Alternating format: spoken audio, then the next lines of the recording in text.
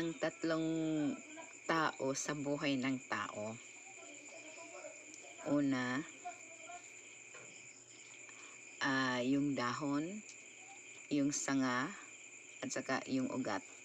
No? Yung dahon sa buhay ng tao, sila yung mga kaibigan natin, kapamilya natin, o sino yung mga tao na yung malapit sa atin, pero hindi sila magtagal. Kasi nga, katulad ng dahon, pag dumating yung shaking sa buhay ng tao, yung mga pagsubok sa buhay ng tao, yung kabigatan sa buhay ng tao, yung mga dahon na yan ay hindi sila natili. Kumbaga, pag lumakas yung hangin, na sila nalalaglag. Ibig sabihin, hindi sila magtatagal sa buhay ng tao, kundi umaalis sila sa oras ng kabigatan. Yung pangalawa ay yung sanga. Yung sanga,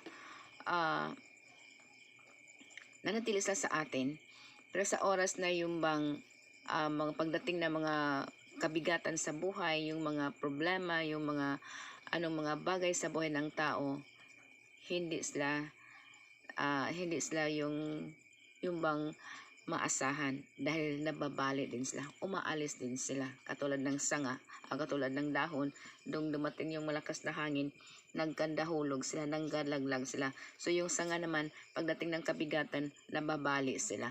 Pero yung ugat, yung mga tao na hinambing sa ugat, na sila yung hindi umaalis, kundi sila yung tumutulong, na nagbibigay sa atin ng source, kasi yung ugat, sila yung lumalalim, sumisisid sa ilalim ng lupa upang maging matibay yung kahoy at nandoon patuloy siyang yumayabong. Ibig sabihin, yung mga tao na hinambing sa ugat, sila yung taong totoong best friend. Sa oras ng kagipitan, doon natin makikita yung tao, kung sino yung tao na hinambing sa ugat, yung bang pagdating ng panahon, nasa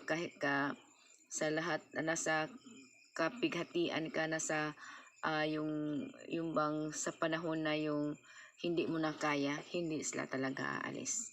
Nanatili silang nasa iyong tabi at tumutulong hanggang kailan ang makakaya nila. At saka tumutulong yan hanggang ikaw ay manatiling makatayong muli, ikaw manatiling mabuhay muli, ikaw manatiling lumakas muli, nanatili ang ugat. So sila po yung tao na hinambing sa ugat. Kaya makikita natin sa ating sitwasyon sa ating buhay kung sino yung mga tao na nanatili sa atin. Sila yung mga ugat.